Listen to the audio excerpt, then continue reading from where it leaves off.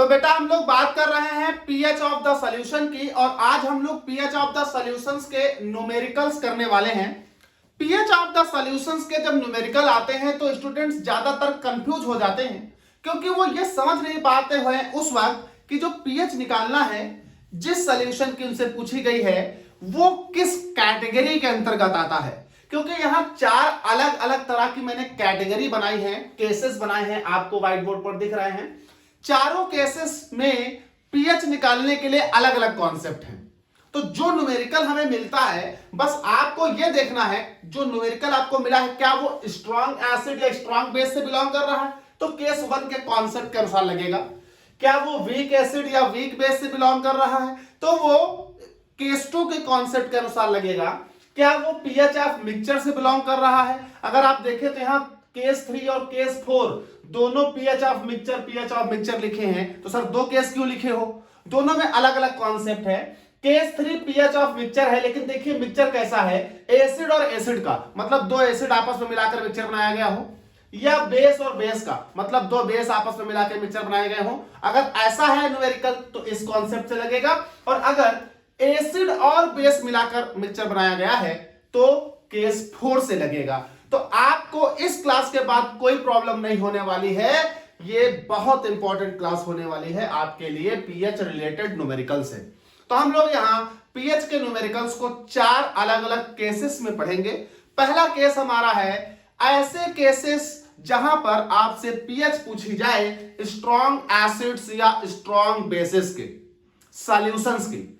अच्छा, हम बात करते हैं तो पहला केस है calculation of pH of strong acids और स्ट्रॉन्ग बेसिस।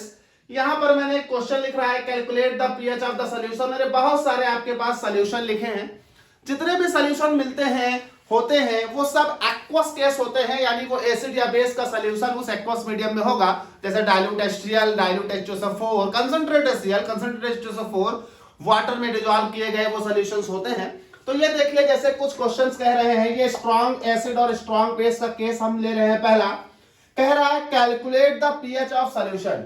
जैसे पहला सॉल्यूशन लिखा है 0.001 मोलारिटी ऑफ HCl, दूसरा केस कह रहा है 0.10 मोलारिटी ऑफ NaOH, तो ये देखिए बेस हो गया, ये एसिड हो गया। ये सब जितने भी इधर क्वेश्चन लिखे हैं ये सब स्ट्रॉन्ग एसिड या स्ट्रॉन्ग बेस कैटेगरी से बिलोंग करते हैं, और इनको लगाने का तरीका क्या है और इनका कॉन्सेप्ट क्या है। देखिए स्ट्रॉन्ग एसिड या स्ट्रॉन्ग बेसिस का जब पीएच निकाला जाता है तो उस पीएच के निकालने के दौरान आपको बस दो बातें ध्यान रखनी है। ये स्ट्रॉन्ग एसिड या स्ट्रॉन्ग बेसिस के पीएच बड़ी आसानी से निकलते हैं, बशर्ते दो बातों का ध्यान रखिए। पहले कॉन्सेप्ट समझ लेते हैं। तो पहला कॉन्सेप्ट यहां मैं नोट के रूप में लिख रहा हूं, applicable on this case calculation of pH of strong acid strong base.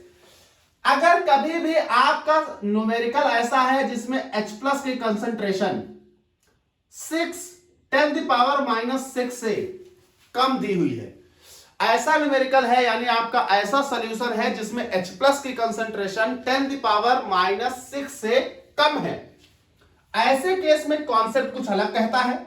और अगर H+ की कंसंट्रेशन आपकी 10⁻⁶ या उससे बड़ी है, देखिए 10⁻⁶ में ये हो गया, 10⁻�6 के बराबर या उससे बड़ी है, तो दो कॉन्सेप्ट है, दो देख लो। अगर आपके सॉल्यूशन का कंसंट्रेशन 10⁻�6 से छोटा है, 10⁻�6 से छोटा मतलब समझ रहे हो, -7, -8, क्योंकि माइनस में अगर पावर हो तो वैल्यू अगर बड़ी हो तो अमाउंट घटता है। तो अगर छोटा है तो in this case the concentration of H+ given by water is also considered, जो कि कितनी होती है, जो कि होती है 10⁻⁷।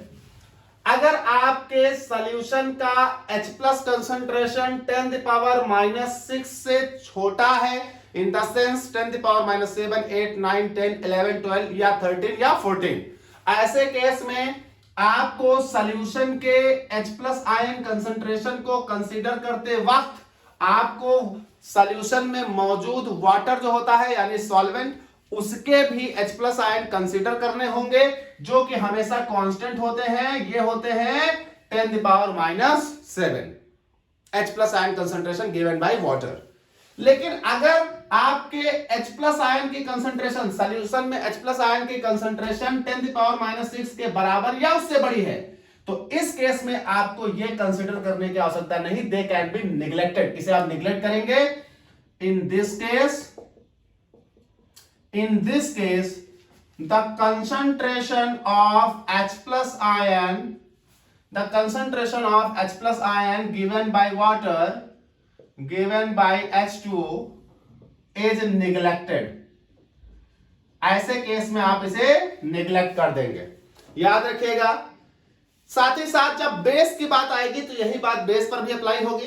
बेसिस के केस में अगर OH- की कंसंट्रेशन 10⁻⁶ से छोटी है तो आप वाटर के द्वारा दिए गए OH- को कंसीडर करोगे, और अगर OH- की कंसंट्रेशन 10⁻⁶ के बराबर या उससे बड़ी है तो आप वाटर के द्वारा दिए गए OH- को नेग्लेक्ट कर दोगे।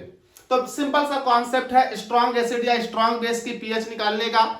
अगर स्ट्रॉन्ग एसिड या स्ट्रॉन्ग बेस का पीएच निकालना है तो याद रखिएगा, पीएच निकालते वक्त आपको H+ या OH- की कंसंट्रेशन की आवश्यकता पड़ेगी।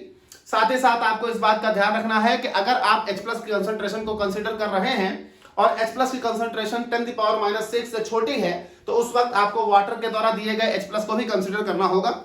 अगर H+ की कंसंट्रेशन 10⁻⁶ के बराबर या उससे बड़ी है तो ऐसे केस में आपको वाटर के द्वारा दिए गए H+ कंसंट्रेशन को निग्लेक्ट करना है। साथ बेस में अगर OH- की कंसंट्रेशन 10⁻⁶ से छोटी है तो ऐसे केस में आपको वाटर के द्वारा दिए गए OH- कंसीडर करने हैं, और अगर OH- की कंसंट्रेशन 10⁻⁶ के बराबर या उससे बड़ी है तो ऐसे केस में आपको वाटर के द्वारा दिए गए OH- को कंसीडर नहीं करना है, निग्लेक्ट करना है। साथ ही साथ आप ध्यान रखिएगा, यहां 3 सिंपल फॉर्मूले लगेंगे। pH - log/10 of concentration of H+। दूसरा आपका लगेगा POH - log/10 of concentration of OH-। अच्छा, मान लीजिए बेस दिया हो और बेस का पीएच पूछे तो बेटा बेस की तो POH आती है, तो पीएच कैसे निकालोगे? तो एक रिलेशन होता है, इससे निकाला जाएगा pH + POH = 14। ये एक रिलेशन होता है, जो 3 फार्मूले यहां पर लगेंगे। बस यहां पर इन 3 फार्मूलों से ही काम हो जाएगा। किन केस में? स्ट्रॉन्ग एसिड और स्ट्रॉन्ग बेस के केस में। तो ये आपका कॉन्सेप्ट हो गया, ये आपका कॉन्सेप्ट हो गया, ये आपके 3 फार्मूले हो गए। चलिए हम लगाते हैं, तो न्यूमेरिकल लगा लेते हैं। यहां आपके सामने कुछ लिखे हैं, इसमें से हर टाइप का एक मैं आपके लिए लगाता हूं, बाकी आप लगाओगे। जैसे ये आपके पास हो गया 1 2 3 4 5 एक तरह के लिखे हैं। अब जैसे ये हो गया 0.3 mole of HCl, 0.4 mole of HNO3 NaOH, this. तो ये 2 बेस हो गए, 3 एसिड हो गए। एक जरा हम एसिड ले लेते हैं, एक बेस ले लेते हैं। फिर इसमें से मैं आपको कुछ समझा देता हूं, बता सब कुछ दूंगा लेकिन लगाएंगे हम कुछ ही यहां पर कॉन्सेप्ट क्लियर करने के लिए। तो पहला वाला हम उठा लेते हैं।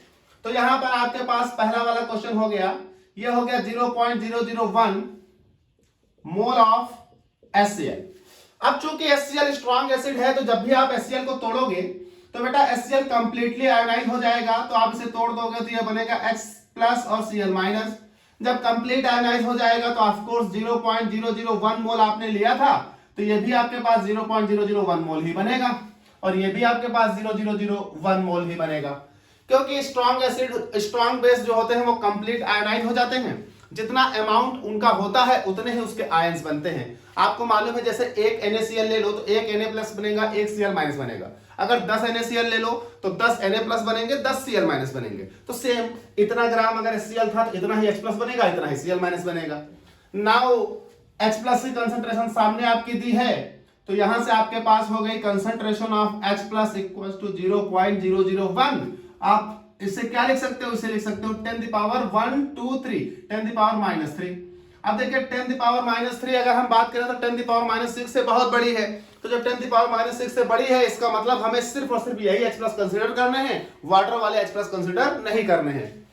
तो ऐसे केस में सीधा सीधा फॉर्मूला लग जाएगा log base 10 H plus ion concentration of minus ये क्या होता है pH, तो ये pH equals to minus log base 10 of H plus ion concentration, then pH equals to minus log base 10 of 10 the power minus 3, log m the power n का formula लग जाएगा, तो pH इक्वल्स टू माइनस 3 आगे आएगा, इस minus को plus कर देगा तो ये हो जाएगा 3 into log base 10 of 10, log base 10 of 10 होता है 1, तो ये हो जाएगा बेटा pH इक्वल्स टू 3। अब आप कहोगे सर जी कितना बढ़िया है, जितनी उसकी पावर दिखे उतनी ही pH बोल दो,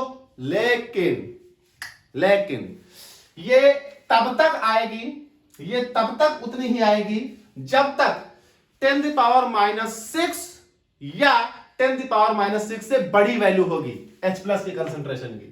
अगर H plus concentration 10 the power minus 6 से छोटा है तो फिर कहानी बदल जाएगी। इसीलिए आपको मैंने स्टार्टिंग में दो कॉन्सेप्ट समझाए हैं, 10 the power minus 6 equal to और ग्रेटर देन का, और 10 द पावर माइनस 6 से छोटा वाला। अब जरा हम एक बार 10 द पावर माइनस 6 से छोटा वाला भी ले लें तो आपका कॉन्सेप्ट क्लियर हो जाए। ये देखिए हमने ये ले लिया, अब देखिए यहां 10 द पावर माइनस 3 आया था। अच्छा 10 the power minus 3 10 the power minus 6 से बड़ा था, हम 10 द पावर माइनस 6 से छोटा लें।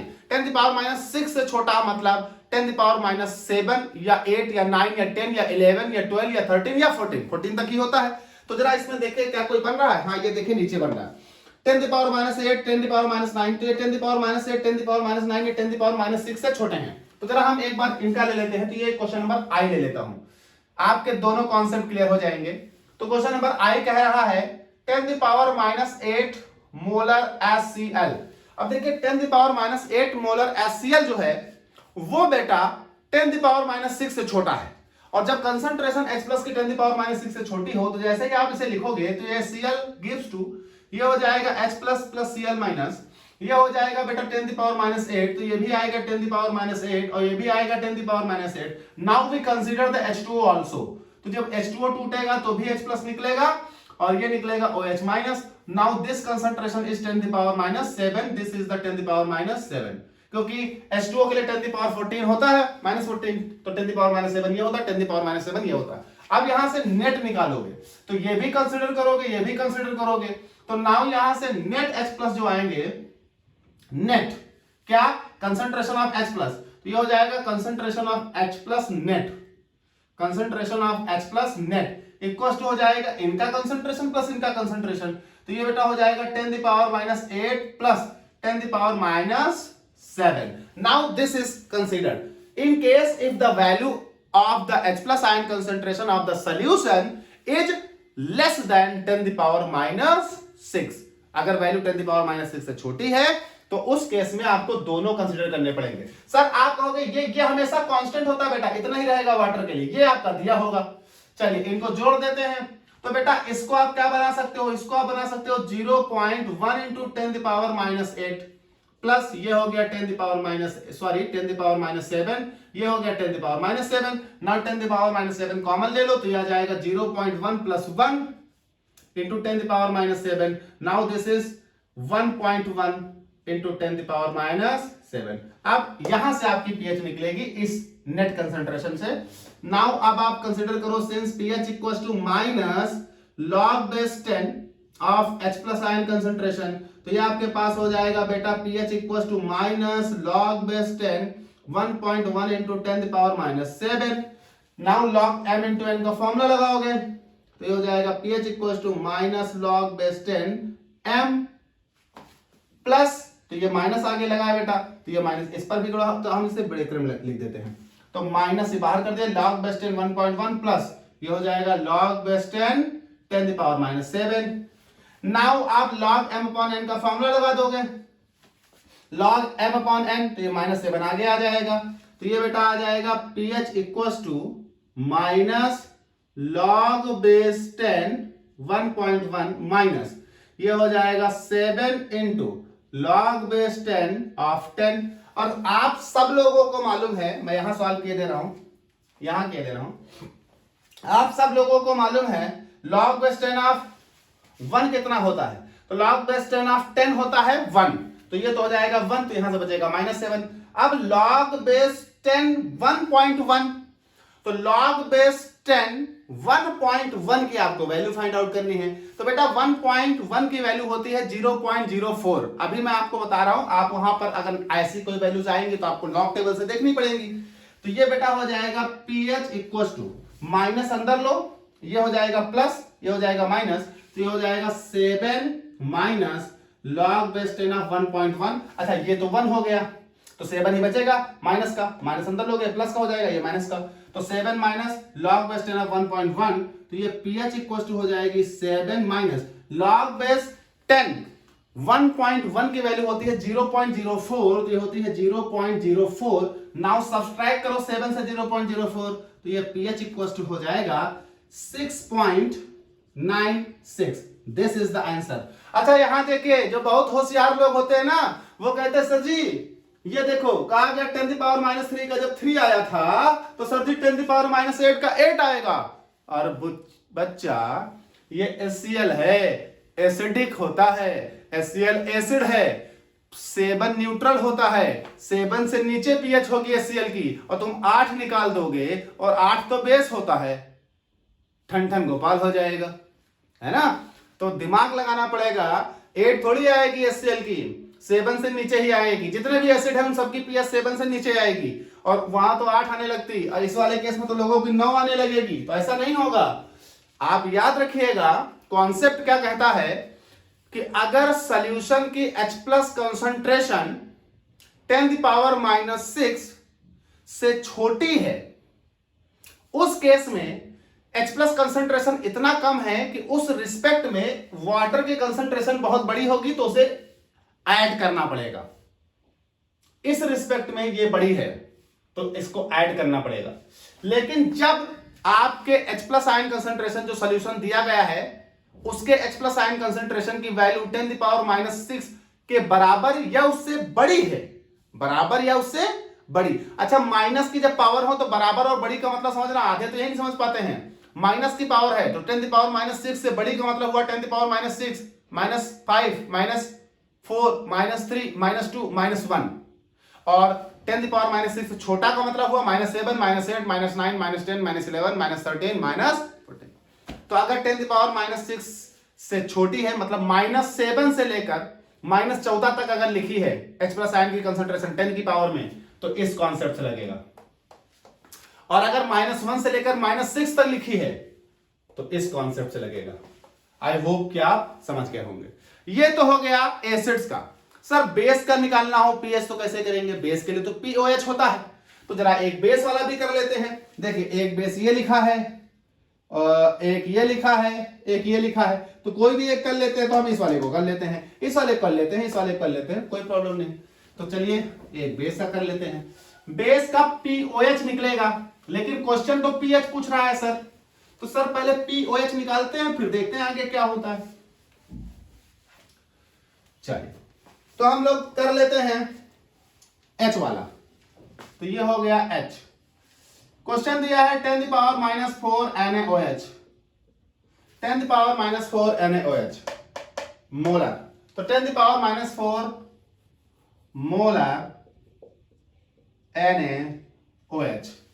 चलिए भाई ये कर लेते हैं।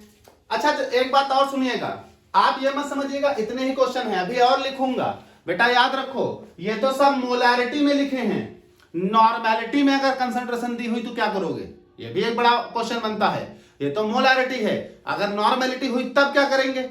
तो नॉर्मेलिटी का केस भी हम आपके सामने डालेंगे।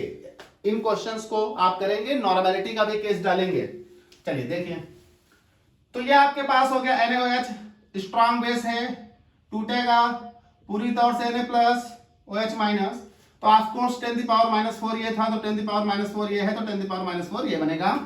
Now we consider the base है, तो वी कंसीडर द POH, तो POH equals to -log base 10 of what? OH minus concentration. So OH minus concentration कितनी? 10 की पावर -4, तो POH इक्वल्स टू हो जाएगा -log बेस 10 ऑफ 10 की पावर -4। नाउ 10 की पावर -4 log m की पावर n का फॉर्मूला लगाओगे तो POH equals to minus minus हो जाएगा प्लस, ये 4 आगे आएगा, 4 इंटू log बेस 10 ऑफ 10, तो ये POH आई बेटा 4।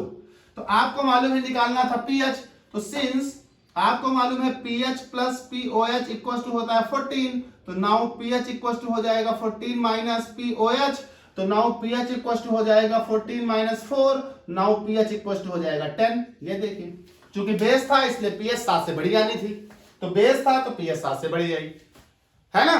तो एक केस आपके पास से बेस के लिए हो गया। अब यहां पर एक चीज और समझिए, फिर हम नॉर्मेलिटी वाले केस की भी बात करते हैं।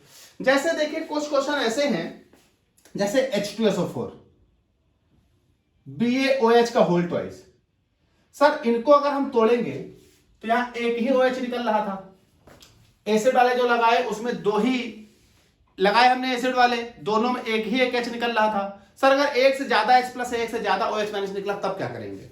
तो जरा एक उस टाइप का भी देख लेते हैं। तो इस टाइप का अभी तो प्रेजेंट टाइम में मेरे पास दो लिखे हैं, एक ये लिखा है ये जिसमें दो H प्लस निकलेंगे, और एक ये लिखा है जिसमें दो OH माइनस। तो एसिड के दो लगा ही चुका हूं, बेस का लिखे जरा उसी कॉन्सेप्ट से भी लगेगा। तो जरा देख लीजिए, ये दिया है C 0.02 मोल BaOH का होल ट्वाइस। तो देखिए कॉन्सेप्ट क्या कहता है। आते सोच रहे होंगे सर आप रिएक्शन बेकार लिखते हो, आप अभी तक रिएक्शन लिख लें, जब आप ज्यादा कॉन्सेप्ट के क्लियर हो जाएंगे तब आप ना लिखे रिएक्शन, मुझे कोई प्रॉब्लम नहीं होगी। अब देखिए ये 0.02 मोल है, जब ये टूटेगा तो एक बेरियम आयन निकलता है और दो OH निकलते हैं। तो बेटा एक बेरियम तो इससे 0.02 और दो OH, तो 0.02 एक OH के सापेक्ष हो, दो मतलब गुणे दो, बस ये कॉन्सेप्ट है। तो जब एसिड है एक H प्लस निकल रहा होगा स्ट्रॉन्ग वाले केस में, ये बात हो रही है स्ट्रॉन्ग वाले केस में, एक H प्लस निकल रहा है या एक OH माइनस निकल रहा है, तो जो कंसंट्रेशन दी होती है एसिड या बेस की वही कंसंट्रेशन होती है उसकी भी। लेकिन जब एक से ज्यादा आयन निकलेंगे, 2, 3 या n टाइम्स, तो n टाइम्स कंसंट्रेशन हो जाती है उसकी। याद रखिएगा उतना दोगुना OH निकाल दिया इसने, तो ये हो जाएगा 2 इंटू 0.2। तो नाउ अब यहां OH माइनस की कंसंट्रेशन जानते क्या हो जाएगी? OH माइनस की कंसंट्रेशन हो जाएगी 2 इंटू 0.02 मतलब 0.04, that means 4 the power minus 2, नहीं सॉरी 4 इंटू 10 पावर माइनस 2, तो हो जाएगा 4 into 10 power minus 2। Now we consider the pH, तो POH इक्वल टू निकालेंगे पहले क्योंकि बेस है, तो ये हो जाएगा minus log base 10 of OH minus concentration which is this, तो POH इक्वल टू हो जाएगा minus log base 10 4 into 10 power minus 2। Now log m plus n का फॉर्मूला लगाओगे तो POH इक्वल टू हो जाएगा minus log base 10 of 4 plus log base 10 of 10 power minus 2। ये बड़ा ब्रैकेट लगा दीजिए क्योंकि बाहर माइनस था। Now this is written as the POH equals to, ये आपके पास माइनस, बेटा 4 को क्या लिख सकते हो, 2 दूनी 4, 2 दी पावर 2, 2 दूनी 4 तो 2 दी पावर 2, तो 2 दी पावर 2 इस 4 को आप लिख सकते थे, तो ये आप लिखो 2 दी पावर 2, तो ये 2 आगे आ जाएगा, 2 इंटू लॉग बेस 10 ऑफ 2 की वैल्यू रखनी पड़ेगी। अब ये माइनस 2 आगे आ जाएगा और ये इंटू लॉग बेस 10 ऑफ 10 की वैल्यू रखनी पड़ेगी। तो बेटा ये आपके पास हो जाएगा POH इक्वल टू, खोल दो माइनस, तो ये हो जाएगा माइनस और ये हो जाएगा प्लस। तो जरा एक बार इनका गुणा भाग कर लेते हैं, तो माइनस ये हो जाएगा 2 इंटू 0.3 होता है, अच्छा आगे भी होता है लेकिन pH एक ही दशमलव के बाद एक ही गिनती तक निकाली जाती है, तो माइनस ये हो जाएगा 2 इंटू इसका होता है 1। तो जरा गौर करिए, जैसे आप इसे कंसीडर करोगे तो 3 दूनी 6, 3 दूनी 6 0.6 आएगा और यहां से क्या आएगा 2, तो ये हो जाएगा POH इक्वल्स टू, ये हो जाएगा माइनस का 0.6 और ये माइनस माइनस प्लस का 2, तो बेटा माइनस का 0.6 प्लस का 2, तो ये POH इक्वल्स टू आ जाएगा 2 से 0.6 घटाओगे तो ये आ जाएगा 1.4। तो POH जब आ गया 1.4, तो now pH plus POH equals to 14 होता है, तो बेटा pH equals to 14 minus POH, तो now pH equals to 14 minus 1.4, तो नाउ pH इक्वल्स टू तो बेटा 14 1.4 तो ये हो जाएगा 12.6, ये आपके होगी पीएच। तो क्या ध्यान रखना है आपको कि जब एसिड या बेस मोनोवैलेंट से हटकर हो, बाईवैलेंट, ट्राईवैलेंट, सो ऑन, तो ऐसे केस में जितने H+ आयन या OH- निकल रहे हैं उसके कंसंट्रेशन को उतने टाइम्स आपको मल्टीप्लाई करना पड़ेगा, क्योंकि एक बंदा टूट कर अब 2 दे रहा है तो जाहिर सी बात है 0.02 टूट कर अपने से दुगना देगा। नाउ दिस वैसे H2SO4 के केस में भी हो जाएगा। तो बेटा केस 2 की हम लोग बात करते हैं और केस 2 हमें बताता है calculation of pH of weak acid and weak base. तो अगर आपके पास न्यूमेरिकल में वीक एसिड और वीक बेस हैं तो ऐसे केस में पीएच निकालने का कॉन्सेप्ट अलग है। ऐसे केस में पीएच निकालने के लिए ओस्टवाल्ड डाइल्यूशन लॉ से पहले हमको Ka निकालना पड़ेगा या Kb बेस के लिए निकालना पड़ेगा, जिसे आप कहोगे डिसोसिएशन कांस्टेंट ऑफ एसिड और डिसोसिएशन कांस्टेंट ऑफ बेस। साथ ही साथ degree of dissociation alpha find out करना पड़ता है। इन सब की आवश्यकता पड़ती है। तो हमें वीक एसिड और वीक बेस को कंसीडर करने के लिए कुछ टर्म समझने होंगे। तो जरा इधर कॉन्सेप्ट समझिए। हम मान लेते हैं जिसका न्यूमेरिकल लगाने जा रहे हैं वो वीक एसिड या वीक बेस है, तो हम मान लेते हैं वीक एसिड है। सेम वैसे ही वीक बेस भी होगा। तो मान लीजिए कोई वीक एसिड Ha है। Ha को जब आप वाटर में डालोगे तो चूंकि वो वीक है तो पूरी तौर से अपने आयन बनाएगा नहीं, पार्शली आयोनाइज होगा।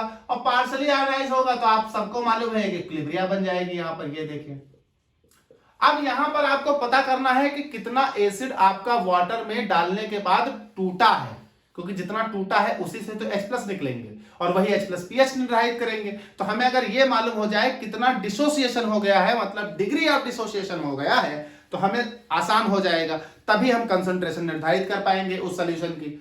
एसिड होगा तो भी वही बात, बेस होगा तो भी वही बात। एसिड होगा तो H+ की कंसंट्रेशन निकालेंगे, बेस होगा तो OH- की कंसंट्रेशन निकालेंगे।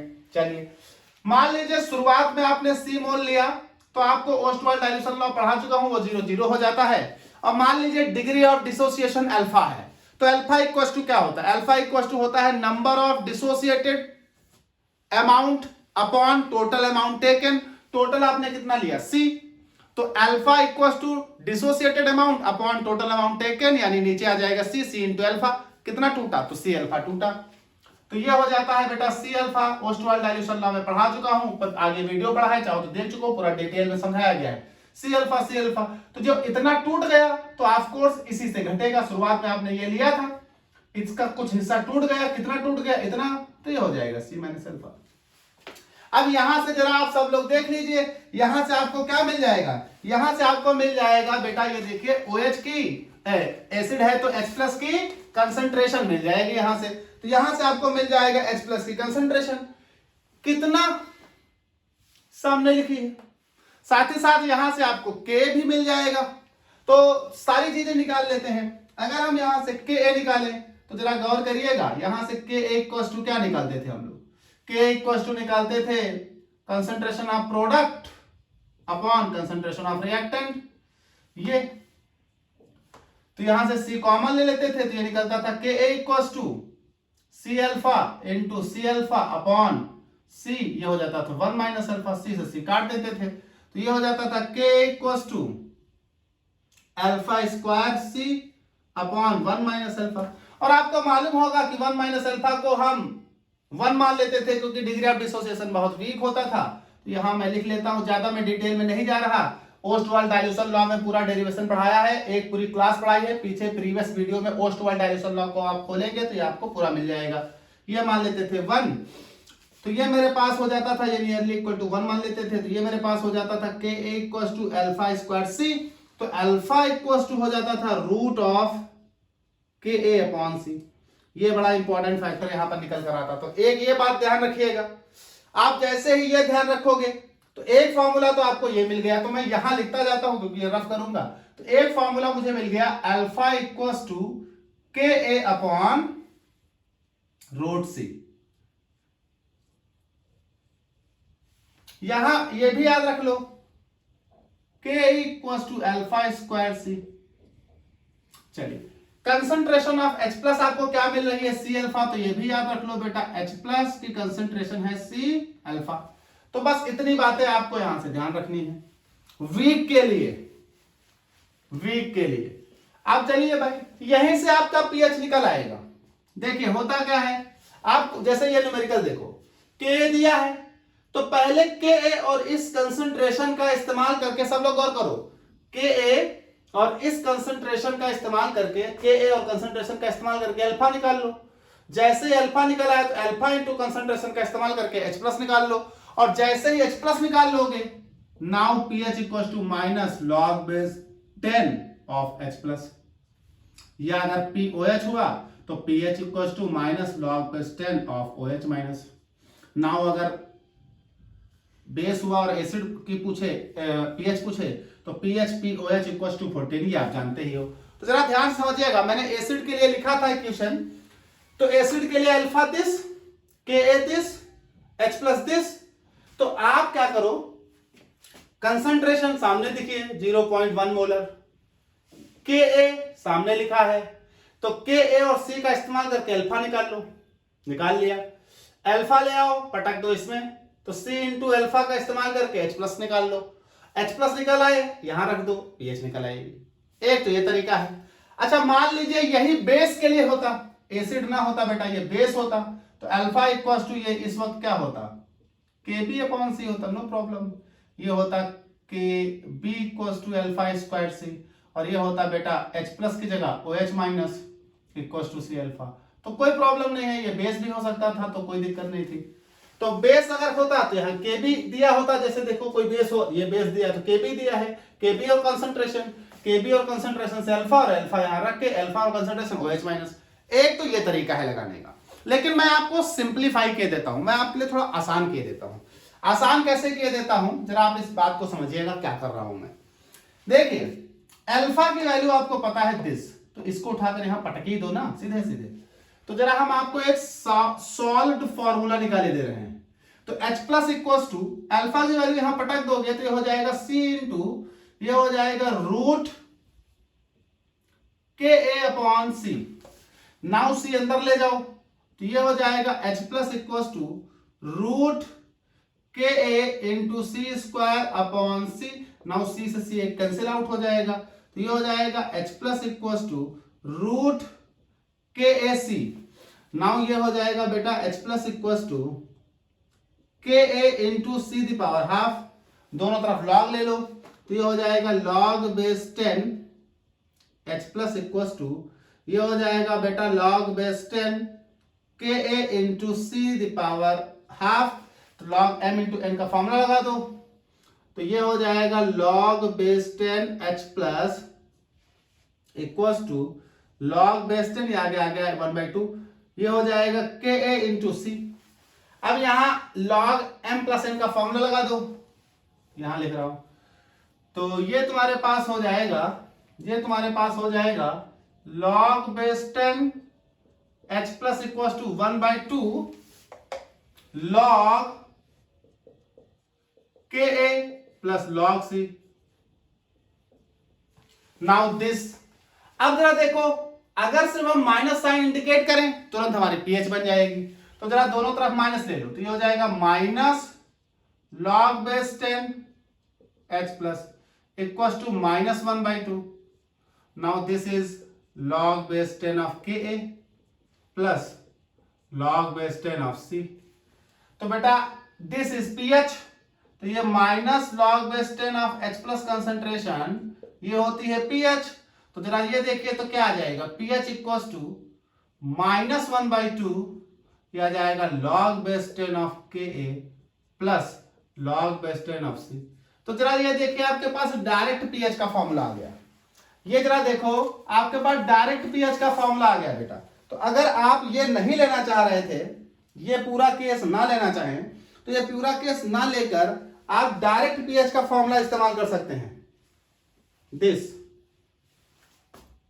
अब अगर ये भी ना इस्तेमाल करना चाहो तो इसको और सॉल्व कर देते हैं, थोड़ा और सॉल्व कर देते हैं। pH इक्वल टू, ये माइनस अंदर ले जाओ 1/2, तो ये हो जाता है log बेस 10 Ka। अच्छा ये माइनस का हो जाएगा, जैसे माइनस अंदर ले जाओगे तो ये हो जाएगा, माइनस का जगह कम है थोड़ा, तो ये हो जाएगा माइनस का log बेस 10 और ये हो जाएगा माइनस का log बेस 10 ऑफ C। तो ये pH इक्वल टू हो जाएगा 1/2 और ये minus log base 10 of Ka होता है pKa, तो ये minus log base 10 of C।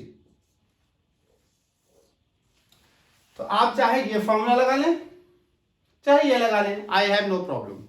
अच्छा, अगर ये बेस होता तो बेटा जैसे ही यहाँ Ka की जगह Kb हुआ है, H प्लस की जगह OH हुआ है, तो अगर यही बेस होते तो बेस के लिए फॉर्मूला क्या निकल कर आता? बेस के लिए ये वाला लिखते तो क्या होता? ये होता POH इक्वल टू -1/2, ये हो जाता log base 10 of Kb plus log base 10 of C। This ये बेस के लिए हो जाता, और ये लिखते तो ये हो जाता POH इक्वल टू 1/2, ये हो जाता PKB, ये हो जाता minus log base 10 of C, ये हो जाता बेस के लिए। तो ओवरऑल फॉर्मूले तुम्हें क्या निकल कर आए एसिड और बेस के लिए, तो यहां से मैं ओवरऑल कंसीडर करूं, ये तो मैंने आपको ड्राइव करके दिखा दिया कि आपने इससे ड्राइव किया है। तो ओवरऑल फॉर्मूला क्या निकल कर आया जो आपको यहां याद रखना है, जरा ध्यान दो।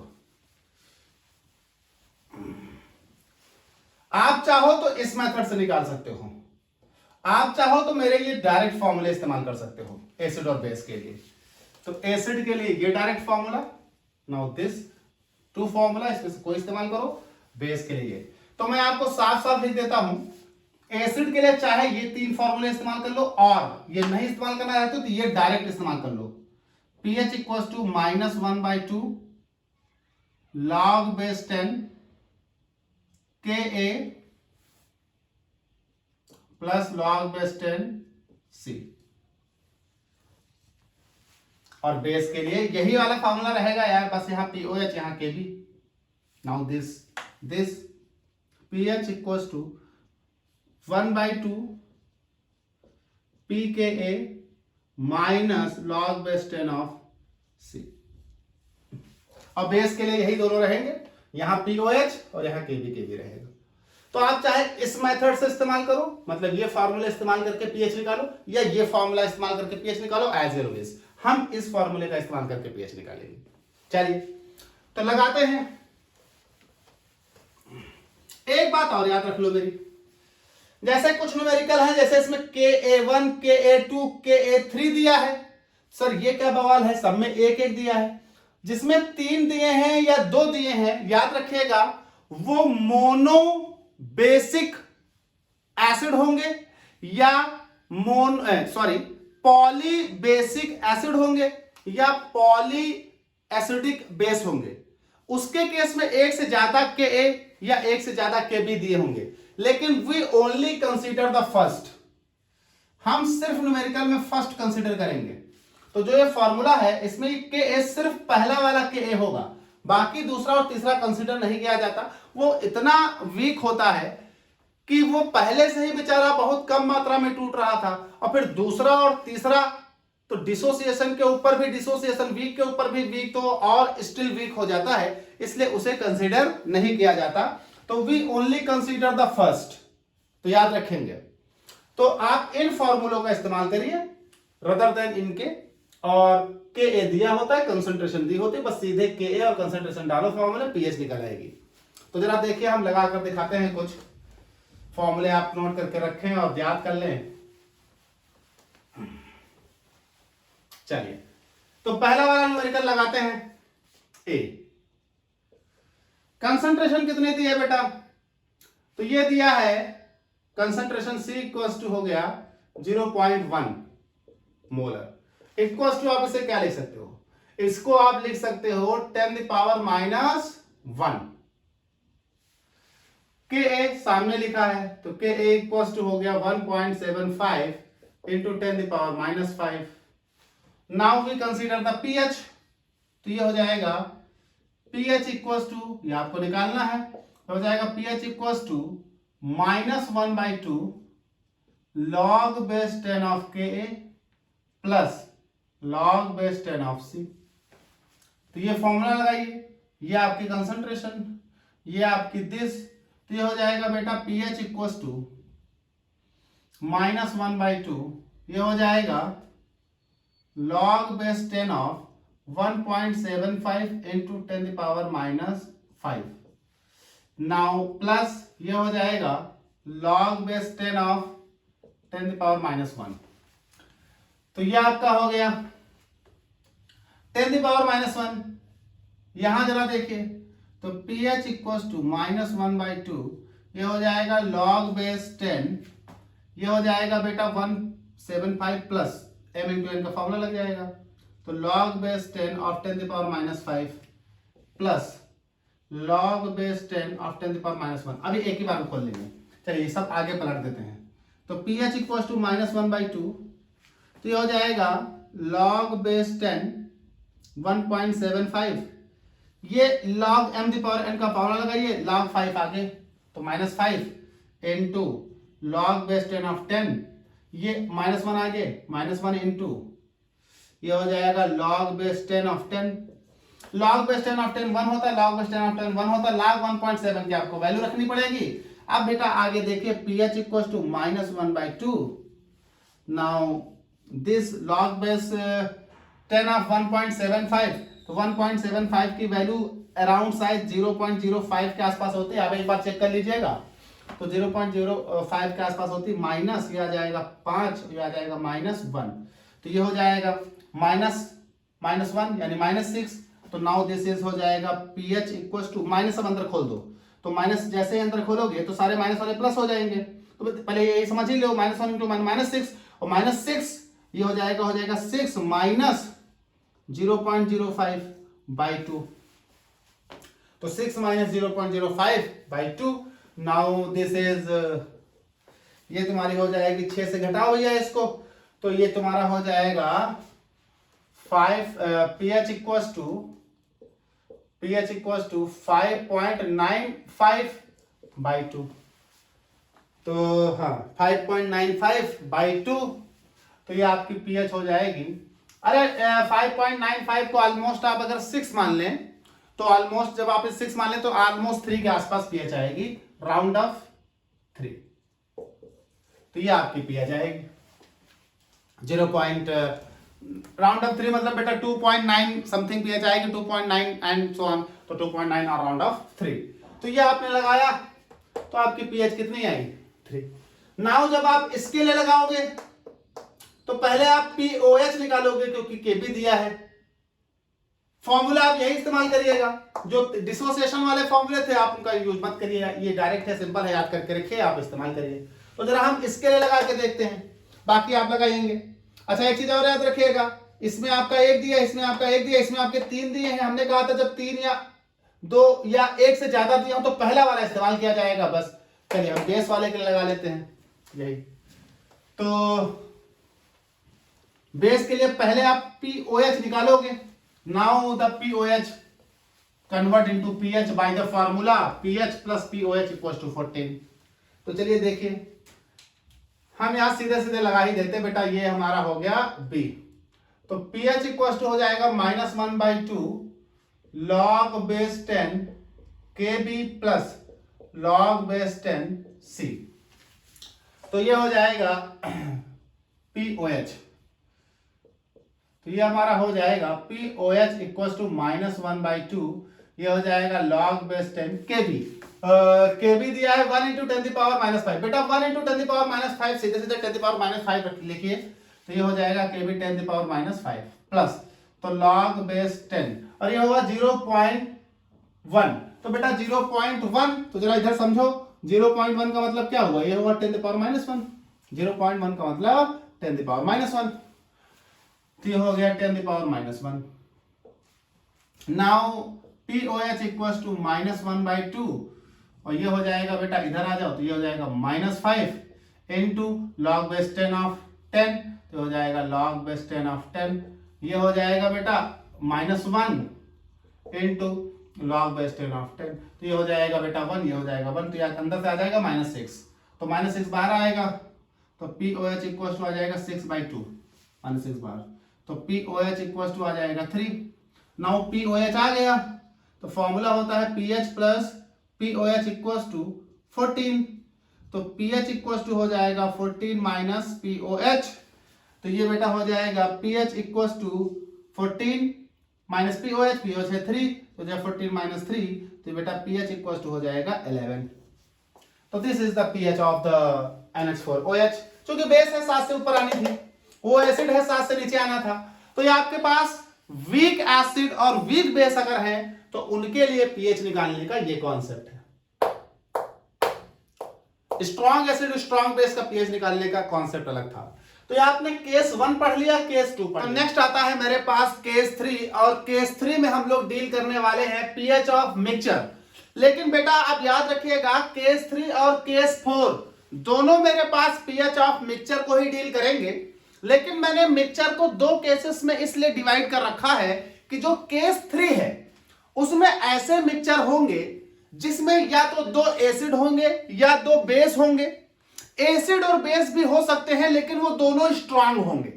जबकि केस 4 में जिन मिक्सचर्स को हम डील करेंगे वो मिक्सचर होंगे एक स्ट्रांग एसिड एक strong base.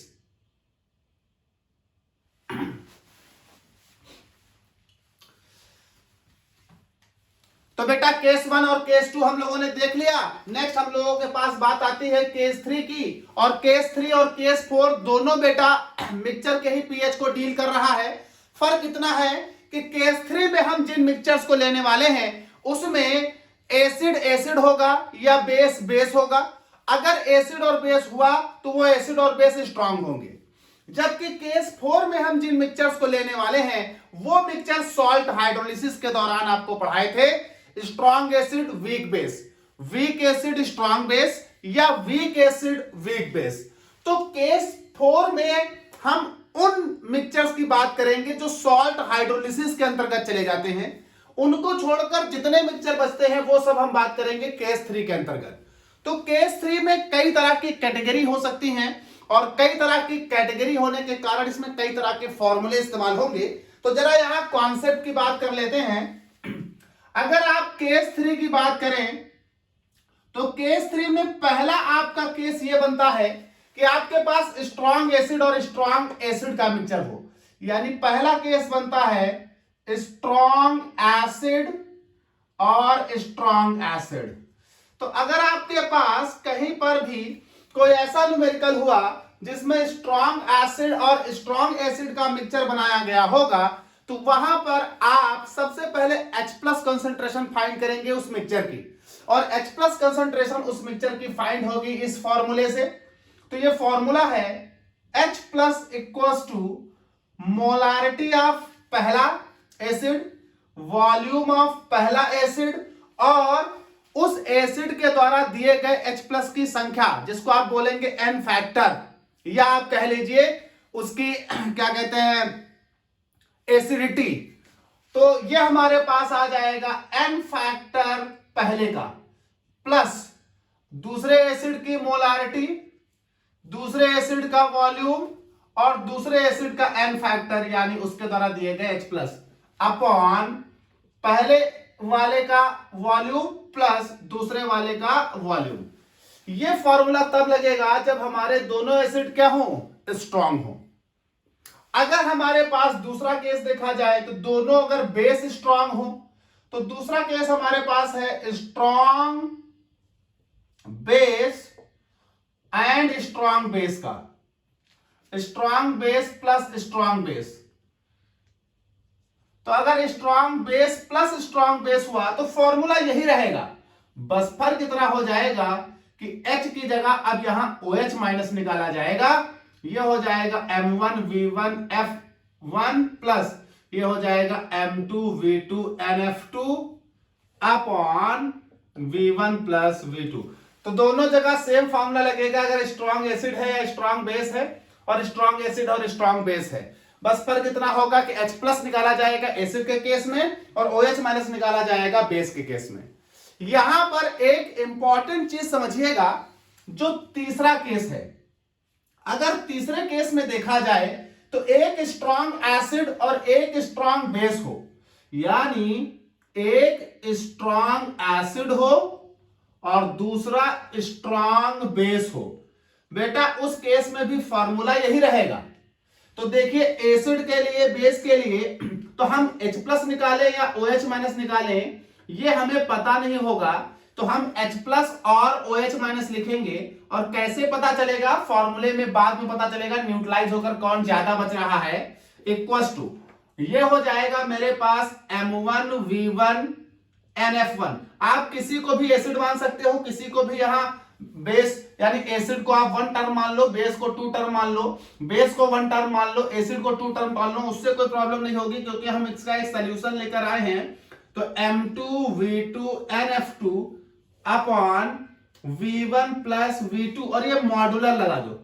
Modular in the sense कि जब आप एसिड का M1V1 NF1 करें तो ये जो प्रोडक्ट आए और बेस का M2V2 NF2 करें, ये जो प्रोडक्ट आए, तो जब एसिड और बेस को आपस में मिलाओगे तो न्यूट्रलाइज करेगा। भाई एसिड बेस से न्यूट्रलाइज करेगा। न्यूट्रलाइज करने के बाद जो बच जाएगा, एसिड बच गया तो एसिड के सापेक्ष वैल्यू हो जाएगी ये मॉड्यूलर। बेस बच गया तो बेस के सापेक्ष। मॉड्यूलर क्यों लगाया? मान लीजिए आपने बेस का अमाउंट ज्यादा है, एसिड का अमाउंट कम है, और ये पहला फैक्टर एसिड का लिया और दूसरा फैक्टर बेस का, तो बेस का अमाउंट ज्यादा है तो ये वैल्यू माइनस में आएगी। लेकिन we always consider the positive value. तो हम यहां मॉड्यूलर साइन लगाते हैं, जिस वजह से हमको यह मालूम होता है कि आप दूसरा वाला टर्म कोई भी ले, बड़ा वाला ले, छोटा वाला ले, उससे हमें मतलब नहीं है, हमें तो डिफरेंस चाहिए। तो अगर पहला वाला टर्म मान लीजिए एसिड का सॉल्यूशन आ रहा है 25 और बेस का पूरा सॉल्यूशन आ रहा है 50, तो 25 माइनस 50 कुछ लोग लिखेंगे और कुछ लोग 50 माइनस 25। कहोगे सर ऐसा कैसे? बेटा कुछ लोग इस वाले को बेस मान लेंगे, इस वाले केस को एसिड, तो उनका 50 माइनस 25 हो जाएगा। कुछ लोग इस वाले केस को एसिड मानेंगे, इस वाले केस को बेस, तो उनका 25 माइनस 50 हो जाएगा। रिजल्टेंट दोनों का 50 और 25 का डिफरेंस 25 आएगा, लेकिन साइन में वो माइनस या प्लस कर सकते हैं। दैट इज वाई इस प्रॉब्लम को सॉल्व करने के लिए यहां मॉड्यूलर केस लगा है। मॉड्यूलर का मतलब होता है we always take in the positive sign. आपका डिफरेंस कोई भी आ रहा हो, हम हमेशा पॉजिटिव साइन ही लेंगे। तो ये हो जाएगा। अच्छा यहां माइनस का साइन है, बल्कि ऊपर दोनों में प्लस है। प्लस क्यों है, माइनस क्यों है, ये भी समझ लें। ये दोनों एसिड थे तो ये भी H प्लस देगा, ये भी H प्लस देगा, दोनों H प्लस जुड़ जाएंगे। ये बेस देगा, ये भी बेस देगा, दोनों बेस का OH माइनस जुड़ जाएगा। यहां एक H प्लस देगा, दूसरा बेस देगा OH माइनस, तो न्यूट्रलाइज करेंगे तो H प्लस का टोटल अमाउंट, OH माइनस का टोटल अमाउंट आपस में एक दूसरे को पहले न्यूट्रलाइज करेगा। न्यूट्रलाइज के बाद जो रिजल्टेंट बच जाएगा उसकी कहानी है। तो इसलिए आपको एसिड और बेस को सब्ट्रैक्ट करना पड़ रहा है। तो ये मेरे पास हो गए 3 बातें।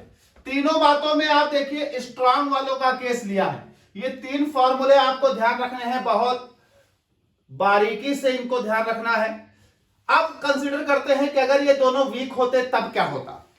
तो अगर ये वीक होते तो चौथी बात, weak acid plus weak acid. अगर दोनों एसिड वीक होते तो याद रखिएगा, अगर दोनों एसिड वीक होते तो इस केस में हमारा H प्लस निकाला जाता और H प्लस इक्वल टू होता रूट KA1। KA1 मतलब पहले एसिड का डिसोसिएशन कांस्टेंट। अब इन दोनों में से आप कोई भी पहला ले, हमें फर्क नहीं पड़ता। C1 और पहले एसिड का डिसोसिएशन कांस्टेंट के साथ गुणनफल में पहले एसिड का कंसंट्रेशन प्लस KA2C2 दूसरे एसिड का डिसोसिएशन कांस्टेंट और दूसरे एसिड का कंसंट्रेशन। अगर ऐसे ही बेस होता तो ये फॉर्मूला थोड़ा बदल जाता, तो ये हो जाता weak base plus weak base. तो अगर वीक बेस और वीक बेस होते तो नाउ फॉर्मूला होता इस वक्त OH माइनस का। OH minus equal to KA की जगह बस KB हो जाता, तो ये हो जाता KB1C1 प्लस ये हो जाता KB2C2, तो ये हो जाता KB1C1 प्लस KB2C2। पहले बेस का डिसोसिएशन कांस्टेंट इनटू उसकी कंसंट्रेशन, दूसरे बेस का डिसोसिएशन कांस्टेंट इनटू उसकी कंसंट्रेशन। अब यहां पर आपके पास दोनों स्ट्रांग एसिड भी हो गए, दोनों स्ट्रांग बेस भी हो गए, एक स्ट्रांग एसिड स्ट्रांग बेस भी हो गया, और दोनों वीक एसिड भी हो गए, दोनों वीक बेस भी हो गए।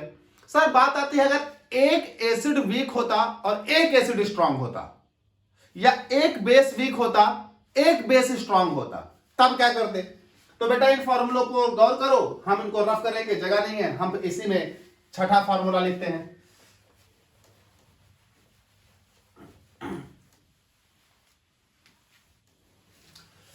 तो ये आता है 6 पॉइंट। मान लीजिए वीक एसिड होता एक और एक स्ट्रॉन्ग एसिड होता,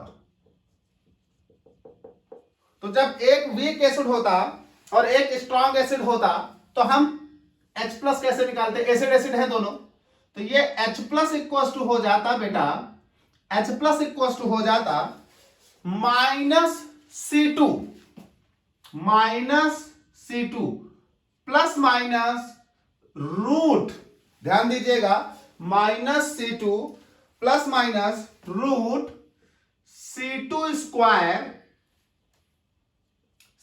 स्क्वायर प्लस Ka1C1 अपॉन 2। देखिए एक मिनट, 4K1C1 अपॉन 2, तो ये हो जाता -C2 plus minus C2 square 4K1C1। अब बेटा K1 लिखा है तो ऑफकोर्स C1 जो है, C1 ये वीक एसिड हो जाएगा और C2 हो जाएगी कंसंट्रेशन ऑफ स्ट्रॉन्ग एसिड। तो आपको कंफर्म है कि जिसका Ka दिया हो वही वीक होता है, तो C1 हो गया concentration of weak, concentration of strong, concentration of strong.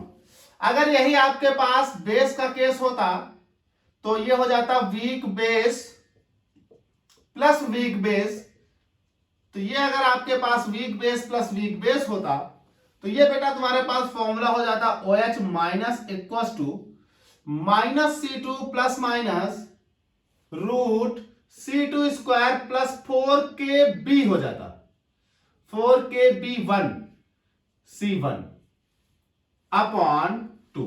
तो यहां पर C1 क्या हो जाती, C1 हो जाती कंसंट्रेशन ऑफ वीक बेस और C2 हो जाता कंसंट्रेशन ऑफ स्ट्रॉन्ग बेस।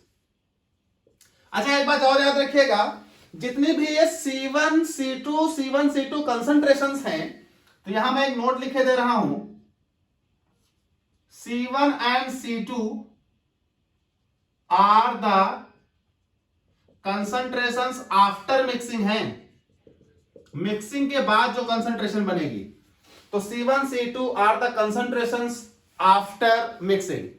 तो ये आपके पास हो जाएगा कंसंट्रेशंस आफ्टर मिक्सिंग। नाउ ये 7 फॉर्मूले तुम्हारे इस्तेमाल होने हैं।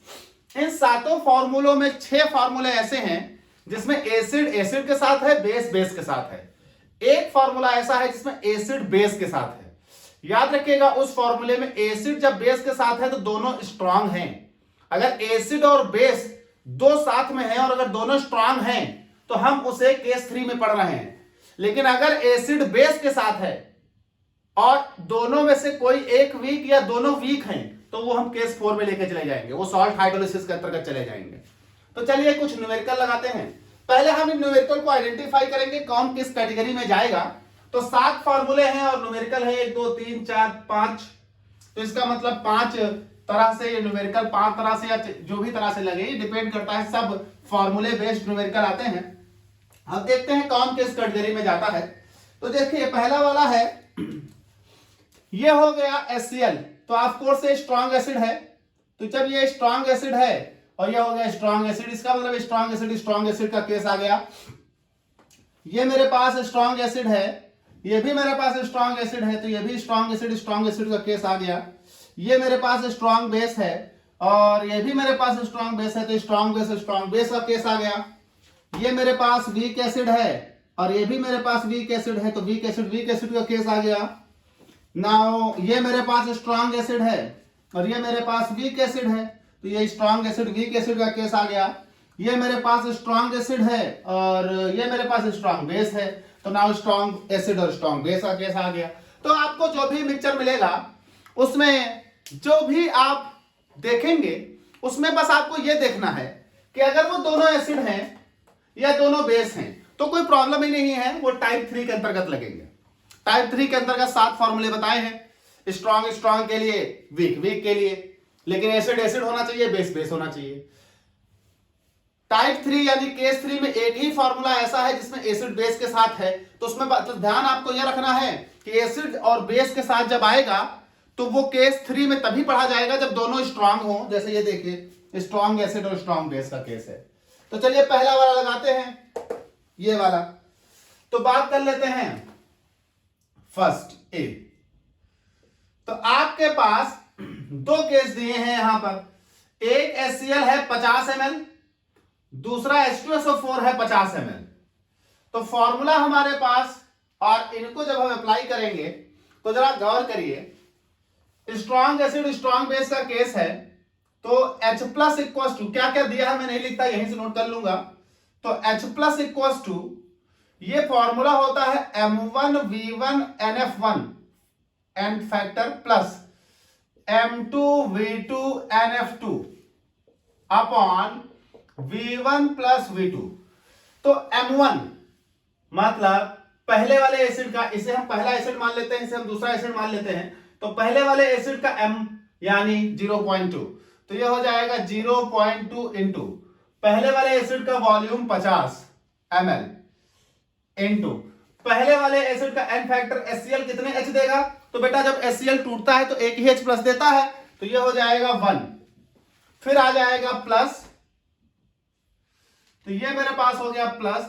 दूसरे वाले एसिड का मोल्स 0.1, तो ये हो जाएगा 0.1 इंटू दूसरे वाले एसिड का वॉल्यूम भी 50 है तो 50, प्लस दूसरे वाले एसिड का nth फैक्टर यानी जब ये टूटेगा तो 2H प्लस देगा तो इंटू 2 अपॉन, ये हो जाएगा 50 प्लस 50, क्योंकि दोनों का 50-50 है। तो जरा गुणा करिए, 50 इंटू 1 50 और 50 into 0.2, now this is 5। I think so, थोड़ी थोड़ी गणित मुझे भी आती है। तो 50 गुणे 1 50, और 50 को 2 से गुणा करो, 5 दूनी 10, तो ये हो जाएगा। अब जरा गौर करिएगा, 50 को 2 से गुणा करते तो 100 आना चाहिए था, लेकिन दशमलव भी तो लगा है ना। तो ये मेरे पास हो जाएगा 10 plus, now 50 into 2 100 into this, ये भी हो जाएगा 10, राइट। 50 इंटू 2 100, 100 इंटू 0.1 10 बटे, ये हो जाएगा 10 10 100, तो ये हो गया 20/100। 20/100 मीन्स 5 चक्को 20 या 20 पंजे 100, 1/5। तो अब ये आ गया H plus ion concentration. H plus ion concentration कितनी आई, 1/5। नाउ इसको सॉल्व करने की आवश्यकता नहीं है, अभी सीधे सीधे रख दो pH में। तो pH equal to minus log base 10 H plus ion, now this is minus log base 10 1/5।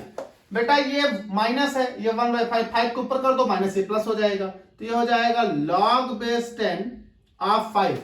अब log बेस 10 ऑफ 5 की वैल्यू निकालनी है आपको। तो log बेस 10 ऑफ 5 यानी ये होता है तकरीब 0.7 के आसपास, तो ये हो जाएगा pH, तो pH इक्वल टू आ जाएगा 0.7। Now this is the answer. तो ये pH तुम्हारा क्या आ गया, 0.7, 0.7। तो ये हमारे पास हो गया pH। चलो भाई आगे देख लेते हैं। तो ये हम लोगों ने कर लिया, ये भी स्ट्रॉन्ग एसिड का एसिड का ही है, ये बेस और बेस का है, तो इसी का बेस वाला फॉर्मूला इसमें लग जाएगा। ये वीक एसिड है, एसिड ही है, और ये स्ट्रॉन्ग एसिड वीक एसिड, ये भी एसिड ही है। स्ट्रॉन्ग एसिड वीक बेस, एक स्ट्रॉन्ग एसिड स्ट्रॉन्ग बेस, तो ये एसिड और बेस का है, तो एक एसिड और बेस का लगा लेते हैं। बाकी सभी एसिड के ही हैं या बेस के हैं, तो एक ये मैंने लगा दिया। इसी पैटर्न पर ये वाला लगेगा, और इसी पैटर्न का जो बेस वाला फॉर्मूला है उस पर ये वाला लगेगा। बचते हैं ये दोनों, तो ये स्ट्रॉन्ग एसिड वीक एसिड वाले फॉर्मूले पर लगेगा, और ये वीक एसिड वाले फॉर्मूले पर लगेगा। इसे देख लेते हैं क्योंकि यहां न्यूट्रलाइजेशन का टर्म आएगा, तो स्ट्रॉन्ग एसिड और स्ट्रॉन्ग बेस का एक टर्म है, यानी F वाला लगा लेते हैं। तो स्ट्रॉन्ग एसिड और स्ट्रॉन्ग बेस का फॉर्मूला है, स्ट्रॉन्ग एसिड और स्ट्रॉन्ग बेस न्यूट्रलाइज है, मॉड्यूलर वाला फॉर्मूला लगेगा। तो ये हो जाएगा कंसंट्रेशन। मेरे को यही नहीं पता होगा आएगा क्या, क्योंकि यहां दोनों है तो हम और करके लिखकर चलते हैं। तो ये OH माइनस क्या आएगा वो आपको अभी पता चलेगा।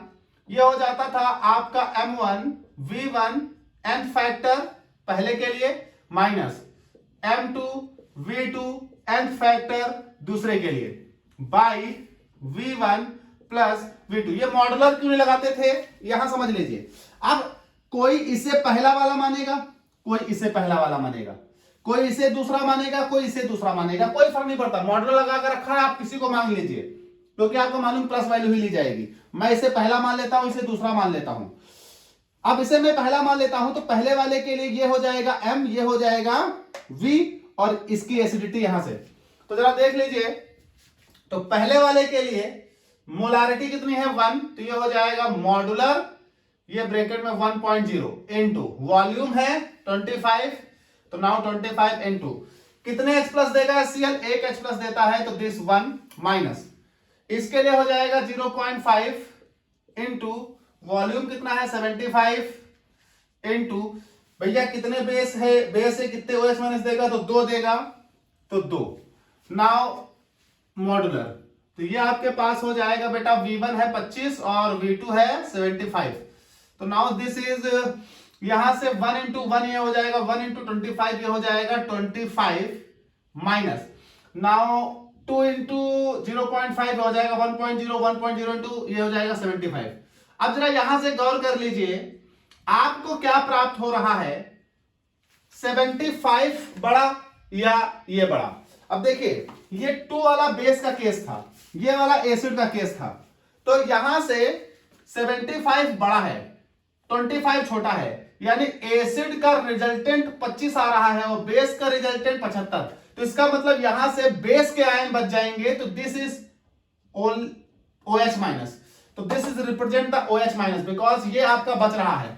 साथ ही साथ 75 से 25 घटाओ तो बचेगा 50, यहां माइनस का दिख रहा है क्योंकि वो हमने बेस पीछे लिखा है। इसका मतलब 50 अमाउंट जो है वो बेस का बच जाएगा न्यूट्रलाइजेशन के बाद।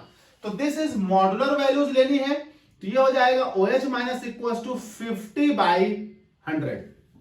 OH क्यों लिया, क्योंकि बेस ज्यादा था, अगर एसिड ज्यादा होता तो H प्लस लेते। तो 50/100 दैट मीन्स 1/2, तो ये OH माइनस आया 1/2। तो बेटा आपको निकालना है तो pH, तो पहले तो आप OH का इस्तेमाल करते हुए POH निकालो, तो ये आ जाएगा POH equal to minus log base 10 OH minus. Now ये आ जाएगा POH equal to minus log base 10 of 1/2। बेटा 1/2 पलट दीजिए, 2 पर चला जाएगा, POH इक्वल टू 2 पर जाएगा, ये माइनस प्लस हो जाएगा, तो ये हो जाएगा log base 10 of 2। Log base 10 of 2 0.3, तो ये POH इक्वल टू हो जाएगा 0.3। नाउ POH से हम निकाल देंगे PH, तो ये होता है PH plus POH equal to 14। तो बेटा PH equal to 14 minus POH, now PH equal to 14 minus 0.3, now PH equal to 13.7। ये आपके पास हो गया। तो ये आपका हो गया स्ट्रॉन्ग एसिड स्ट्रॉन्ग बेस। जब स्ट्रॉन्ग एसिड और स्ट्रॉन्ग बेस होंगे तो ये फॉर्मूला लगेगा मॉडुलर वाला, और आपको H प्लस मिलेगा या OH माइनस मिलेगा, वो यहां से मिलेगा। एसिड का अमाउंट अगर ज्यादा आया तो H प्लस, और बेस का अमाउंट अगर ज्यादा आया तो OH माइनस। और वैल्यू आपकी आगे लिखी हो पीछे लिखी हो उससे फर्क नहीं पड़ता, आपका पॉजिटिव साइन ही लेना है क्योंकि मॉडल लगा है। ठीक, तो ये आपका लग जाएगा, ये लग जाएगा, ये लग जाएगा, ये लग जाएगा, 1 मिनट, ये लग जाएगा। इसमें जब आप मिक्स करोगे तो कंसंट्रेशन निकालनी पड़ेगी, इसका वॉल्यूम नहीं दिया है, तो मैं एक काम कर लेता हूं, जरा आप इसको ध्यान देते, थोड़ा इसमें सुधार कर रहा हूं। एंड इसका मैं वॉल्यूम बता देता हूं, इसका मैं वॉल्यूम बता देता हूं। तो चलिए मैं इसको इक्वल वॉल्यूम ले लेता हूं, इक्वल वॉल्यूम, दोनों इक्वल वॉल्यूम में लिए गए हैं, तो आप दोनों का इक्वल वॉल्यूम मान लीजिएगा। याद रखिएगा जब इक्वल वॉल्यूम आप मिक्स करेंगे तो कंसंट्रेशन का सीधा सीधा फंडा होता है कि जितनी कंसंट्रेशन सिंगल होती है, जब आप उसको इक्वल वॉल्यूम के साथ मिक्स करते हैं तो कंसंट्रेशन उसका हाफ हो जाता है, क्योंकि वॉल्यूम जैसे दुगना होगा कंसंट्रेशन हाफ हो जाएगी। तो ये लग जाएगा स्ट्रॉन्ग एसिड और वीक एसिड का फॉर्मूला, ये आपका C2O1 वाला, इसमें भी कोई दिक्कत नहीं है, इसमें भी आपका लग जाएगा। तो ये बाकी आप लगाएंगे। हम लोग बात करेंगे केस 4 की। ऐसे मिक्सचर जिसमें एक वीक होगा एक स्ट्रांग होगा, एसिड या बेस या दोनों वीक होंगे। तो यहां पर 3 कैटेगरी आएंगी, strong acid weak base, weak acid strong base या वीक एसिड और वीक। तो पहला, दूसरा और तीसरा केस हम लोगों ने कर लिया। चौथा केस हमारे पास है पीएच ऑफ मिक्सचर, ऐसे मिक्सचर जिनमें सॉल्ट हाइड्रोलिसिस की बात होनी है। तो चौथा केस हमारा कहता है calculate the pH of mixture, मतलब सॉल्ट, कैसे सॉल्ट, ऐसे सॉल्ट जो बने हो वीक एसिड या स्ट्रांग बेस से, या स्ट्रांग एसिड वीक बेस से, या वीक एसिड वीक बेस से। तो ये टॉपिक आपका सॉल्ट हाइड्रोलिसिस के अंतर्गत आ जाता है। और आप प्रीवियस वीडियो जाकर देखेंगे तो मैंने आपको सॉल्ट हाइड्रोलिसिस के कई सारे लेक्चर्स पढ़ाए हैं। उन सॉल्ट हाइड्रोलिसिस में अलग अलग तरह के सॉल्ट पढ़ाए गए थे और उन सॉल्ट के लिए 3 डेरिवेशन किए थे। हाइड्रोलिसिस कांस्टेंट KH निकाला था, डिग्री ऑफ हाइड्रोलिसिस H निकाला था और पीएच ऑफ द सॉल्यूशन के लिए पीएच का फॉर्मूला निकाला था। तो जिस तरह का सॉल्ट होगा उस तरह का यहां फॉर्मूला अप्लाई होगा। जैसे अगर हम बात करें तो हमारे पास वीक एसिड स्ट्रांग बेस के लिए अलग फॉर्मूला था। तो अगर आपका कोई सॉल्ट हो, देखेगा यहां 3 केस बनेंगे, ये हमारा सॉल्ट हाइड्रोलिसिस के अंतर्गत आ जाएगा टॉपिक, सॉल्ट हाइड्रोलिसिस के अंतर्गत ये टॉपिक आ जाएगा केस 4। और यहां 3 तरह के सॉल्ट बनेंगे। पहला सॉल्ट आपका बनेगा किससे, तो ये बनेगा वीक एसिड और स्ट्रांग बेस से। दूसरा सॉल्ट आपका बनेगा किससे, तो दूसरा सॉल्ट आपका बन रहा है स्ट्रांग एसिड और वीक बेस से।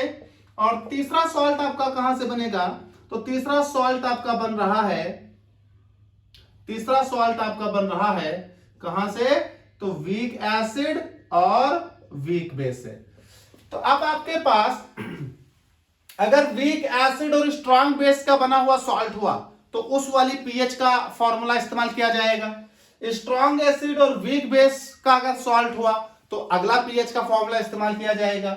Weak acid plus weak base का सॉल्ट हुआ तो अगला पीएच का फॉर्मूला इस्तेमाल किया जाएगा। हम तीनों पीएच के फॉर्मूले एक बार आपको फिर से रिमाइंड करा देते हैं, ऑलरेडी मैं डिराइव कर चुका हूं तो रिमाइंड करा देते हैं। तो देखिए अगर आपका सॉल्ट वीक एसिड और स्ट्रांग बेस का हुआ तो पीएच होता था पीएच इक्वल टू -1/2, ये होता था KW, एक minute, log base 10 of KW, log base 10 of KW plus log base 10 of KA minus log base 10 of KB।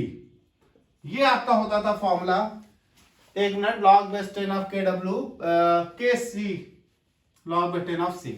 तो ये आपका फॉर्मूला होता था pH equal to -1/2 log base 10 of KW plus log base 10 of KA minus log base 10 of C। जहां पर C क्या होता था बेटा, तो C कंसंट्रेशन होता था, K क्या होता था, डिसोसिएशन कांस्टेंट ऑफ एसिड होता था, और KW क्या होता था, आयनिक प्रोडक्ट ऑफ वाटर होता था। वैसे ही अगर आपका सॉल्ट स्ट्रॉन्ग एसिड और वीक बेस का हुआ तो फॉर्मूला लगभग ऐसा ही होता था पर साइन कुछ अलग होते थे। pH इक्वल टू -1/2, ये होता था log base 10 of KW minus log base 10 of KB। ध्यान रखिएगा, बड़ा कंफ्यूज करते हैं ये फॉर्मूले, log बेस 10 ऑफ C। तो लगभग वैसा ही है, KA की जगह KB है और यहां C माइनस में था, यहां KB माइनस में है, इतना ध्यान रखेंगे। तो ये हो जाएगा -1/2 log base 10 of KW minus log base 10 Ka plus log base 10 of C. Now this is the formula for the salt of strong acid weak base. अब बात आती है अगर weak acid और weak base हुआ तब क्या करेंगे। तो अगर weak acid और weak base हुआ तो ऐसे केस में pH इक्वल टू होता था -1/2 log base 10 Ka minus log base 10 KW plus log base 10 KB, log base 10 KA minus log base 10 KW plus log base 10 KB। तो ये 3 पीएच के फॉर्मूले आपको याद रखने हैं। सॉल्ट हाइड्रोलिसिस का आपके न्यूमेरिकल लग जाएंगे। सर हम कैसे पहचानेंगे कि कब सॉल्ट हाइड्रोलिसिस की बात हो रही है, बिल्कुल आप जान जाएंगे। अभी कुछ न्यूमेरिकल देखेंगे, आप पहचान लेंगे कि सॉल्ट हाइड्रोलिसिस के अंतर्गत आपका मिक्सचर आ रहा है या जो केस 3 पढ़ाया है उसके अंतर्गत आपका मिक्सचर आ रहा है। केस 3 में बिल्कुल सीधा सा एसिड के साथ एसिड, बेस के साथ बेस। अगर एसिड के साथ बेस हुआ तो दोनों स्ट्रांग होंगे, लेकिन यहां ऐसा नहीं है। यहां देखिए वीक है, ये स्ट्रांग है, ये स्ट्रांग है, ये वीक है, ये वीक है, ये वीक है। अगर मिक्सचर में एसिड या बेस दोनों वीक हुए या एसिड और बेस में से कोई एक वीक हुआ तो वो सॉल्ट हाइड्रोलिसिस के अंतर्गत चला जाएगा। अदरवाइज अगर एसिड और बेस दोनों स्ट्रांग हुए तो वो केस 3 में चला जाएगा। और अगर एसिड एसिड दोनों है या बेस बेस दोनों है तो फिर उनके स्ट्रांग या वीक होने से फर्क नहीं पड़ता, क्योंकि वो एसिड एसिड या बेस बेस है तो केस 3 के अंतर्गत ही रहेंगे। चलिए, तो यहां 3 केस आ रहे हैं, जरा हम लोग कंसीडर कर लेते हैं कौन किस न्यूमेरिकल कौन से फॉर्मूले से लगेगा।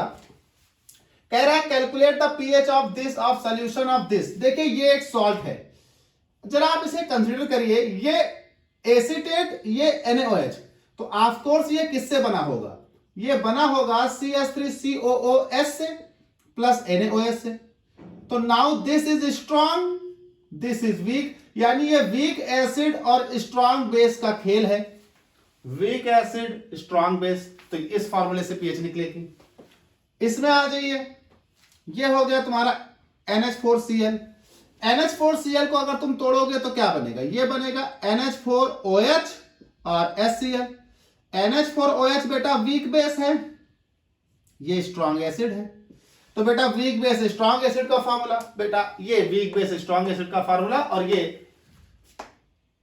वीक एसिड स्ट्रॉन्ग बेस का फार्मूला। वीक एसिड स्ट्रॉन्ग, अच्छा दोनों मेरे पास देखो वीक एसिड स्ट्रॉन्ग नहीं, ये स्ट्रॉन्ग एसिड है वीक बेस और ये वीक एसिड, तो ये वाला इस वाले फॉर्मूले से आ जाएगा, strong acid weak base, weak base.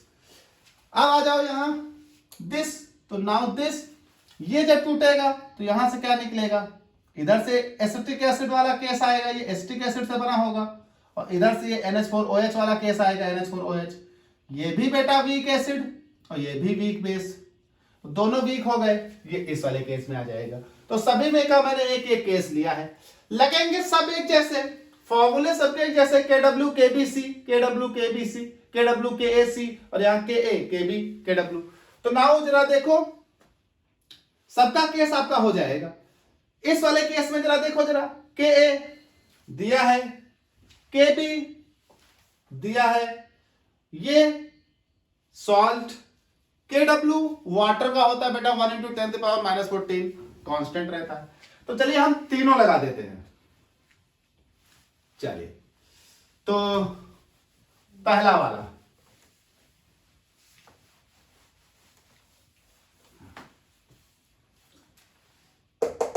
Calculate the pH of this aqueous solution of this at this, ये KA ये KW। तो देखिए ये हो जाएगा pH इक्वल्स टू -1/2, जो गिवन है वो उसी में लिखा है, आप लोग सही से लिखते रहिएगा। ये हो जाएगा log base 10 KW plus log base 10 KA minus log base 10 C। तो नाउ आपको क्या चाहिए? KA चाहिए, KW चाहिए, C चाहिए। तो ये हो जाएगा इक्वल्स टू -1/2, ये हो जाएगा log base 10 of KA, this is KA बेटा 1 × 10⁻⁻14, नाउ दिस इज 10⁻⁻14 प्लस ये एसिड, तो ये हो जाएगा log बेस 10 1.75 × 10⁻⁻5 दिस, फिर माइनस C ये दिया है, तो ये माइनस log बेस 10 C हो जाएगा। बेटा देखो यहां देख लो 0.01 का मतलब होता है 10⁻⁻2, तो ये हो जाएगा 10⁻⁻2, ये हो जाएगा। तो जरा देखो ये आपके पास आ जाएगा -1/2, ये आ जाएगा -14 आगे, ये आपका हो जाएगा 10 बेस 10, तो ये सीधे -14 लिखो, log बेस 10 ऑफ 10 1 हो गया प्लस, जरा इसको गौर करिए, log m प्लस n का फॉर्मूला लगेगा, तो log 1.75 plus log base 10 of -5 minus ये हो जाएगा log base 10 of minus two आगे आ जाएगा तो माइनस माइनस प्लस, ये हो जाएगा 2 log बेस 10 ऑफ 2 ये। अच्छा log base 10 of 10 the power minus 5 तो ये हो जाएगा माइनस 1/2 माइनस 14 प्लस, ये हो जाता log 1.7। 1.7 की वैल्यू होती है 0.04 समथिंग, 0.04 या 0.05 के समथिंग होती है, एग्जैक्टली नहीं मुझे कंफर्म है, तो 0.04 में रख ले रहा हूं। प्लस आप देख लीजिएगा 0.04 हो गया, 0.05 होगी तो समथिंग अंतर आएगा, ये हो जाएगा ये। तो log बेस 10 ऑफ माइनस 5 तो आगे आएगा ये माइनस 5, ये log बेस 10 ऑफ 10 ये हो जाएगा 2, तो माइनस 14 और ये तो ये हो जाएगा 14 और 15 और 19 और ये हो जाएगा 2 प्लस दिस, तो ये माइनस अंदर ले लो तो 1/2 माइनस का अच्छा बाहर रखो भी, तो ये हो जाएगा माइनस 19 और ये प्लस 2.04 दिस, तो अंदर लोगे तो ये हो जाएगा 19 माइनस 2.04 बटे 2, तो जरा 19 से ये घटाइए, अरे बेटा 0.4 लगभग इग्नोर करिए, तो ये बचेगा 17 ऑलमोस्ट, तो ये ऑलमोस्ट राउंड ऑफ वैल्यू 17 बचेगा, 17 बटे 2, तो 17 बटे 2 यानी 17 यानी आपका हो जाएगा क्या 8.5 समथिंग, तो ये राउंड ऑफ वैल्यू हो जाएगी 8.5, this is the pH.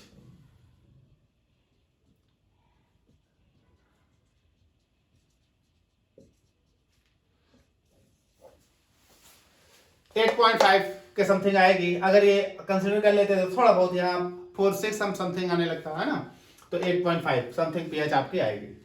Now we consider this 2 दूसरा वाला,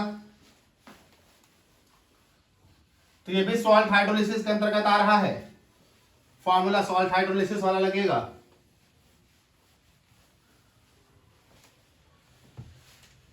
इनके लिए पीएच निकालना है सॉल्यूशन का, तो ये हो गया दूसरा क्वेश्चन।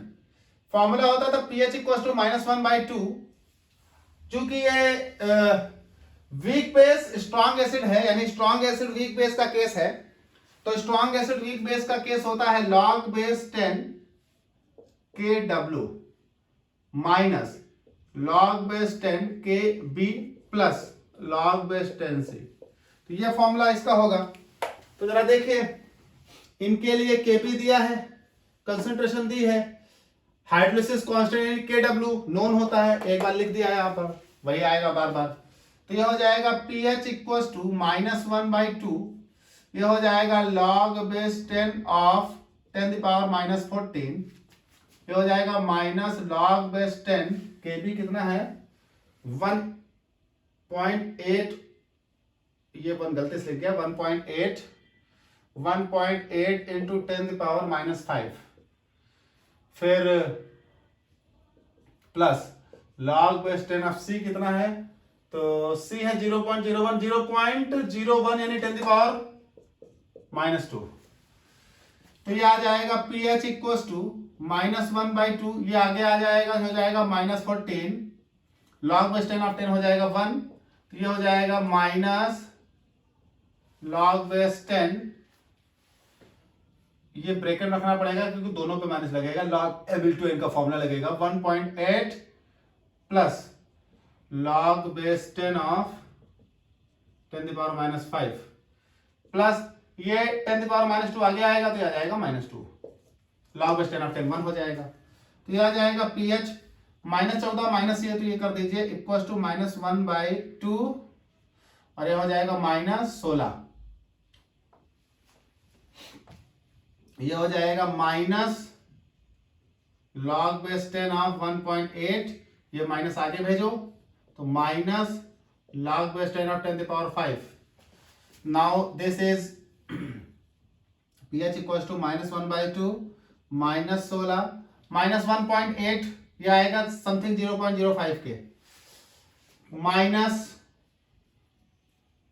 ये आगे आएगा तो माइनस माइनस प्लस, तो ये हो जाएगा +5 log बेस 10 ऑफ 10, ये हो जाएगा, तो ये घटाइए -11, तो इसमें से घटेगा तो ये हो जाएगा pH इक्वल टू -1/2 -11 और ये जुड़ जाएगा 11.05। तो ये आ जाएगा pH equal to minus minus plus यानी 11.05/2। तो 11.05 यानी 6 दूनी 12 यानी 5 दूनी 10 यानी 5.5 समथिंग। तो ये pH राउंड ऑफ आएगी 5.5।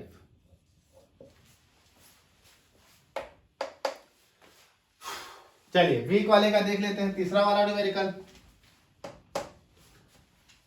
के बी दिया है। तो बेटा तीसरा वाला फॉर्मूला लगा के आप खुद लगा लीजिएगा इसको। वीक एसिड और वीक बेस वाला फॉर्मूला लगा के, जो salt of weak acid and weak base, now we consider this concentration, this के और के डब्ल्यू, ये हो जाएगा। कंसंट्रेशन के यहां आवश्यकता नहीं पड़ेगी, के बी से ही आपका फॉर्मूला लगेगा। तो ये आप कैलकुलेट करेंगे और इस तरह से आपके सारे पीएच हो गए।